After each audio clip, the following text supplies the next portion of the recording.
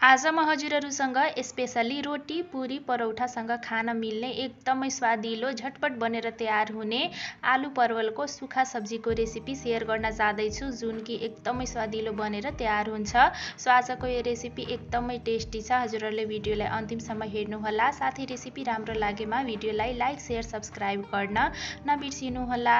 So अलिकति पनि ढिला नगरिकन आजको एकदमै स्वादिलो रोटी पुरीसँग खान मिल्ने आलु परवलको सुखा सब्जीको रेसिपी सुरु गरौँ।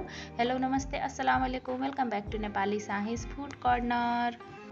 सो आजको एकदमै स्वादिलो रेसिपी बनाउनको लागि मैले दुईवटा मिडियम साइजको आलु लिएकी छु र यो सँगसँगै आवश्यकता अनुसार लगभग 8-9 वटा जति मैले ठुलो साइजको परवल लिएकी छु। अब हामीले परवलको कटिङ गरिहाल्छौँ, जसका लागि चाकुको सहायताले परवलको हामीले एजेसलाई काटेर यसरी चाकुको सहायताले नै माथिको स्किनलाई छिलिहाल्छौँ। यसरी चाकुले हजुरहरूले हेर्न सक्नुहुनेछ, छिल्न एकदमै सजिलो हुन्छ। सेम यसरी नै हामीले बाँकीको सबै परवललाई छिलेर तयार पारिहाल्छौँ।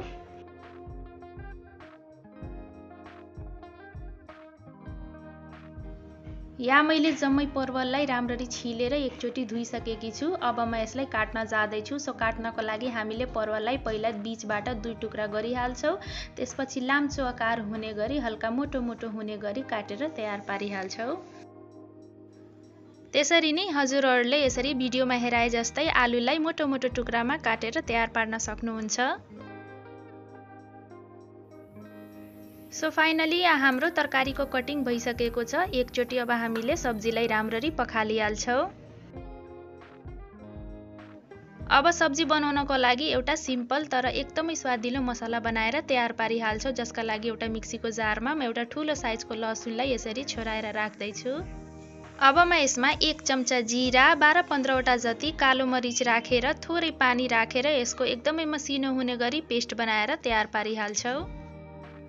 यहाँ अब सब्जी बनाउनको लागि ग्यासमाथि कढाई बसालिसकेकी छु। अब म यसमा रिफाइन्ड ओइल राख्दैछु 3 चम्चा जति। हजुरहरूले यहाँ तोरीको तेल पनि राख्न सक्नुहुन्छ।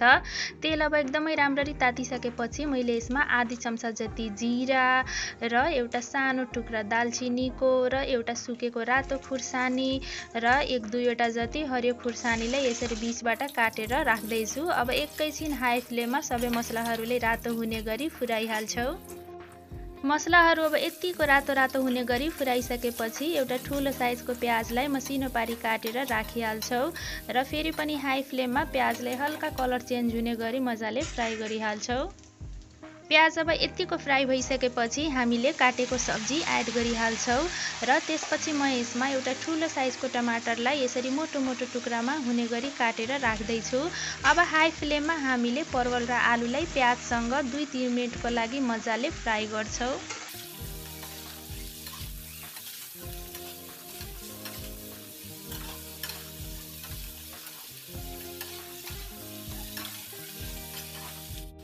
यहाँ अब परवल र आलुलाई हाई फ्लेममा फ्राई गर्दै गरेको 2-3 मिनट जति भइसकेको छ। अब हामीले यसमा केही बेसिक मसलाहरू एड गरिहाल्छौँ।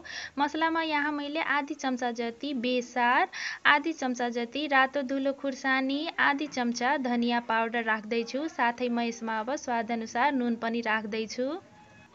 अब हामीले सुरुमै तयार पारेको लहसुन, जिरा र कालो मरिचको पेस्टलाई पनि एड गरिहाल्छौँ र एकचोटि सबैलाई राम्ररी मिक्स हुने गरी चलाइहाल्छौँ। साथीहरू, यसरी यो सब्जी एकदमै कम मसलामा र एकदमै स्वादिलो बनेर तयार हुन्छ। हजुरहरूले एकचोटि पक्कै पनि यो रेसिपी ट्राई गर्नुहोला। सो यतिको मिक्स गरिसकेपछि यसमा म एकदमै थोरै मात्रामा पानी राख्दैछु, किनभने यो सब्जी बनाउँदा हामीले एक्स्ट्रा अरू पानी युज गर्ने छैनौँ। सो पानी राखिसकेपछि एकचोटि सबैलाई राम्ररी मिक्स गरिहाल्छौँ र लो टु मिडियम फ्लेममा हामीले सब्जीलाई पकाउनेछौँ। सो लो टु मिडियम फ्लेममा सब्जीलाई ढाकेर बेला बेलामा चलाउँदै हामीले यसलाई पकाउँदै जान्छौँ।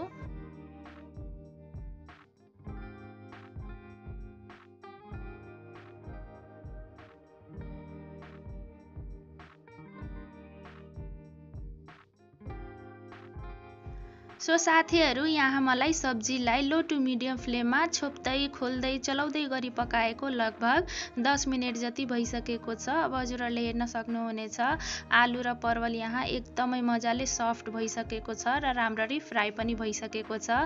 अब हामीले के गर्छौँ भने यसलाई खोलेर नै हाई फ्लेममा 2 मिनेटको लागि अझ हल्का रातो रातो हुने गरी फ्राई गर्छौँ। यसरी लास्टमा फ्राई गर्दाखेरि खानामा एकदमै मिठो स्वाद आउँछ।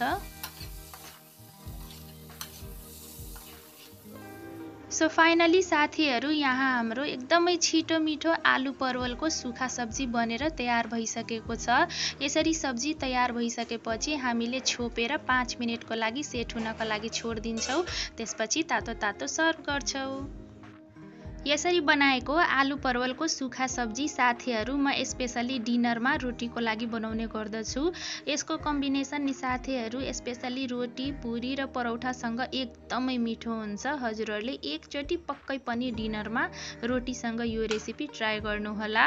सो साथीहरू हजुरहरूले आजको एकदमै स्वादिलो सब्जीको रेसिपी कस्तो लाग्यो मलाई कमेन्ट बक्समा पक्कै पनि भन्नुहोला। साथै भिडियोलाई लाइक गरी च्यानललाई पक्कै पनि सब्स्क्राइब गर्नुहोला। अब म हजुरहरूसँग एउटा नयाँ रेसिपीको साथ फेरि पनि भेट्ने नै छु। Till then take care, by.